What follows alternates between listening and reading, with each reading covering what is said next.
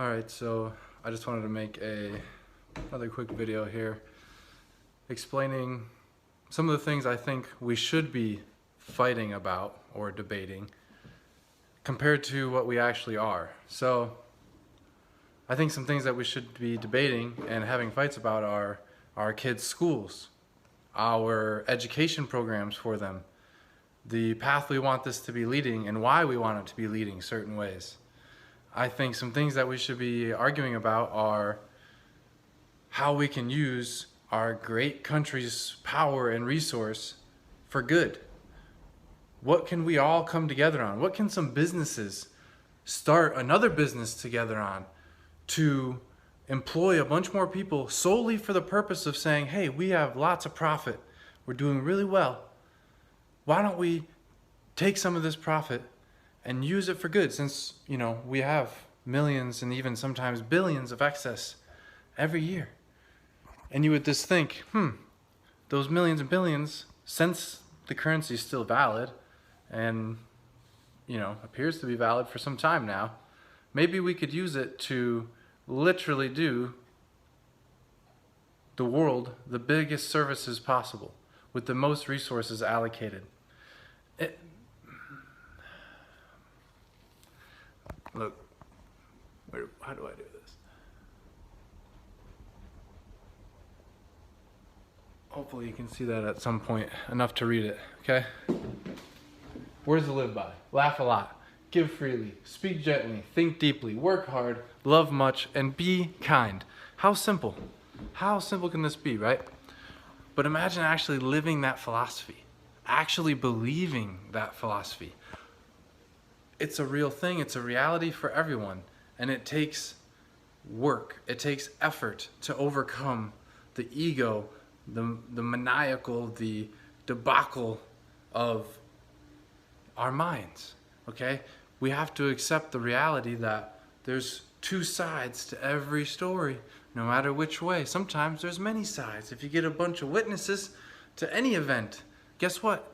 Oh, there's going to be multiple viewpoints of what happened. So it's important that we continue to encourage healthy debate, strong debates across all topics, including science. I mean, I didn't even talk about science. Healthcare. These things need to be open, wide open discussion points. It's an essential right to free speech. And I really hope that we're able to start asking questions, because the things that we're arguing and fighting about right now, frankly, across the board, when we're talking about gun rights, we're talking about these quote-unquote idiot laws that are in place, the variations of laws that are obvious and egregious violations of the Constitution and the rights of the public here in America. It's obvious. I mean, I know a lot of us know this, so it's like, hey, we need to genuinely unite together with the understanding that we're doing things greater than just ourselves. We're putting in an effort for the future. We're putting in an effort for our children, for our grandchildren, for our great-grandchildren, to live better and happier and at more peace than our previous generations, and so on and so forth. And that's the reality of just asking better questions, and as a whole, beginning to embrace reality for what it is and the changes in our landscape as they come to us. We need to, as I'll quote Teddy Roosevelt, the 26th U.S. president, he says, do what you can with what you have where you are. Most people would understand that philosophy quite simply. Anyone who's become successful in America understands that quote. You did what you could. You took action on what you could with what you had, with where you were. You didn't choose to be born here. You didn't choose to have these family that you had, the situation that you had. We have to do what we can with what we have where we are. And in some people's cases, they've done extraordinary things. Absolutely extraordinary.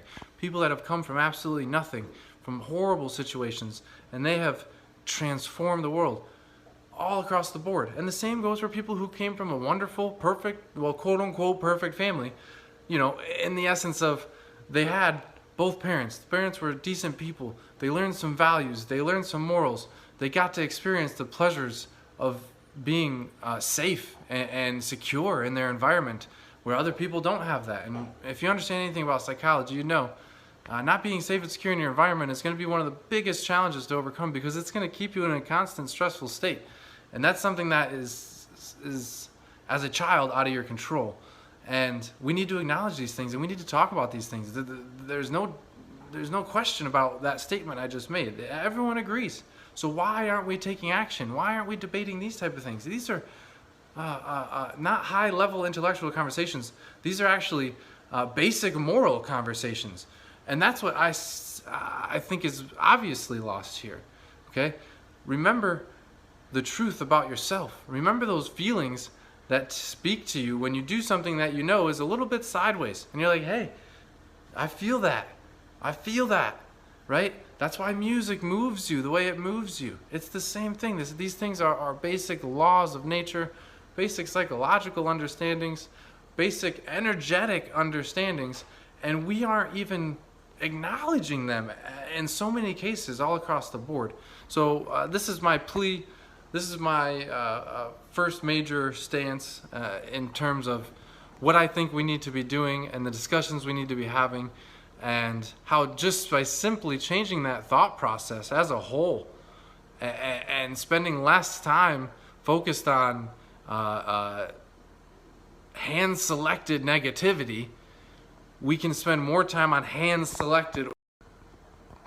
I cut it off. I dropped my phone. All right, so we can spend more time focused on hand-selected positivity, hand-selected things that are changing the world for the better and improving for the next generation, for the current generation, and for the generations beyond. Because history does not repeat itself, it mirrors itself.